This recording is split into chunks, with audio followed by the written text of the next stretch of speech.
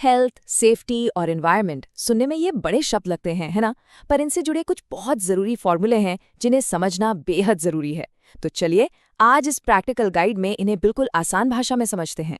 और हाँ, ये सारी जानकारी EHS प्रोफेशनल श्री हनुमंत कोटसे के बेहतरीन ट्रेनिंग मटेरियल पर आधारित है।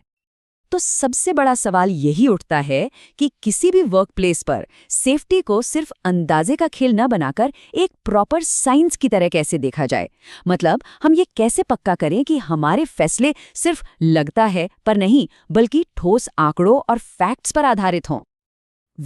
इसका जवाब छिपा है सही टूल्स इस्तेमाल करने में।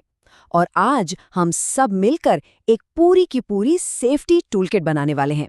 सोचिए, हर फॉर्मूला एक खास औजार की तरह होगा जो हमें और हमारे काम की जगह को ज्यादा मजबूत और सुरक्षित बनाएगा।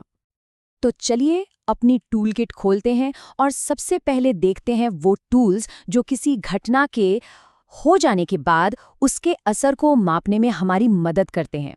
ये वो औजार हैं जो हमें असल में ये समझने में मदद करते हैं कि भाई हुआ क्या था। हमारा पहला और सबसे बेसिक टूल है एक्सीडेंट फ्रीक्वेंसी रेट यानी AFR। ये हमें सीधा सीधा बताता है कि काम के घंटों के हिसाब से दुर्घटनाएं कितनी ज्यादा या कितनी कम हो रही हैं। और इसका फॉर्मूला तो बहुत ही आसान है। जितनी दुर्घटनाएं हुई गुणा 10 लाख और उसे कुल काम के घंटों से डिवाइड कर दीजिए। सिंपल। अब देखिए, AFR तो हमें बताता है कि दुर्घटनाएं कितनी बार हुईं, लेकिन ये जानना भी तो जरूरी है कि वो कितनी गंभीर थीं, राइट? बस यहीं पर हमारा दूसरा टूल एक्सीडेंट सिवियरिटी रेट यानी ASR काम आता है।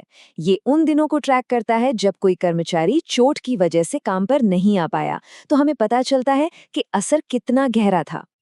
और एक बात जो अक्सर लोग भूल जाते हैं वो ये है कि किसी भी दुर्घटना का सिर्फ शारीरिक नहीं बल्कि बहुत बड़ा आर्थिक असर भी होता है। इसमें एक तो होते हैं डायरेक्ट कॉस्ट्स जैसे इलाज का खर्च, मशीनरी का नुकसान, और दूसरे होते हैं इनडायरेक्ट कॉस्ट्स जैसे काम में देरी, कंपनी की इमेज खराब होना। और यकीन मानिए, ये इनडायरेक्ट कॉस्ट्स अक्सर कई ज्यादा होते हैं। ओके, अब आते हैं टूलकिट के सबसे पावरफुल हिस्से पर, रोकथाम की योजना, मतलब प्रोएक्टिव होना। ये वो टूल्स हैं जो हमें दुर्घटनाओं को होने से पहले ही रोकने में मदद करते हैं, क्योंकि रिएक्ट करने से कहीं बेहतर है पहले से तैयारी करना। किसी भी लिफ्टिंग ऑपरेशन को देखिए, जो स्लिंग होती है ना, उसका एंगल और उस पर पड़ने वाला तनाव, ये दोनों एक दूसरे से सीधे सीधे जुड़े होते हैं। जैसे ही स्लिंग का एंगल थोड़ा भी कम होता है, उस पर पड़ने वाला स्ट्रेस वो नाटकीय ढंग से बढ़ जाता है।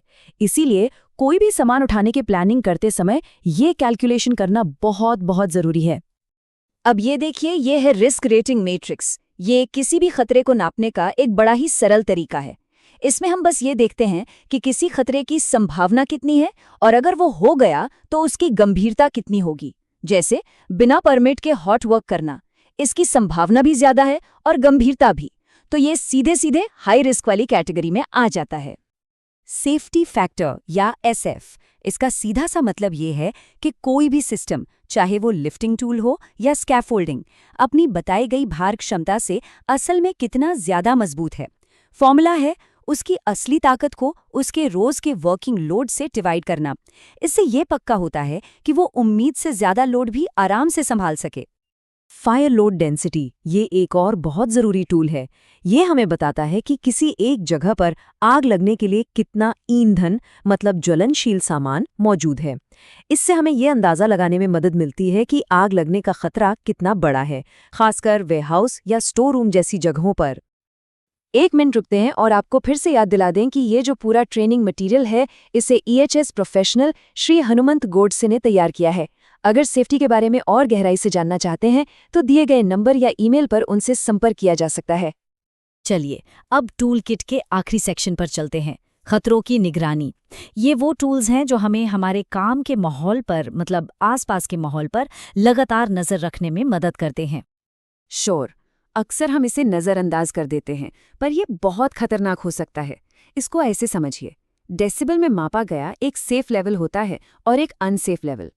लेक एक ऐसा पैरामीटर है जो हमें समय के साथ औसत ध्वनि एक्सपोजर को समझने में मदद करता है, ताकि हम ये जान सकें कि कहीं शोर का स्तर खतरे के निशान को पार तो नहीं कर रहा। धूप में 42 डिग्री सेल्सियस का दिन शरीर को 50 डिग्री सेल्सियस जैसा महसूस हो सकता है।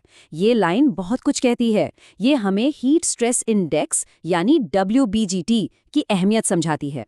ये सिर्फ थर्मोमीटर का टेम्परेचर नहीं मापता, बल्कि ये धूप, नमी और हवा का शरीर पर कुल मिलाकर क्या असर पड़ रहा है वो बताता है, जो कि कहीं ज्यादा सटीक है। तो ये है हमारी पूरी की पूरी सेफ्टी टूल किट। हमने उन सभी ज़रूरी औजारों को एक साथ रख लिया है जिनके बारे में हमने अभी-अभी सीखा। तो इसे आसान बनाने के लिए हमने टूल किट को 3 हिस्सों में बांटा है। पहला, असर को मापना, जिसमें AFR, ASR और कॉस्ट शामिल हैं। दूसरा, रोकथाम की प्लानिंग करना, जिसमें लिफ्टिंग, रिस्क रेटिंग और सेफ्टी फैक्टर जैसे टूल्स आते हैं। और तीसरा, खतरों की लगातार निगरानी करना, जिसमें शोर और गर्मी का मैनेजमेंट शामिल है। तो अब आता है आज का सबसे जरूरी सवाल। काम पर आज इनमें से कौन सा सेफ्टी टूल सबसे ज्यादा काम आने वाला है? याद रखिए, इन फॉर्मूलों को जानना एक बात है और इनका सही इस्तेमाल करना दूसरी। और यही इस्तेमाल हादसों को रोकने की असली चाबी है। इस जबरदस्त जानकारी के लिए श्री हनुमंत गोडसे का बहुत बहुत धन्यवाद। सुरक्षित रहिए, सतर्क रहिए।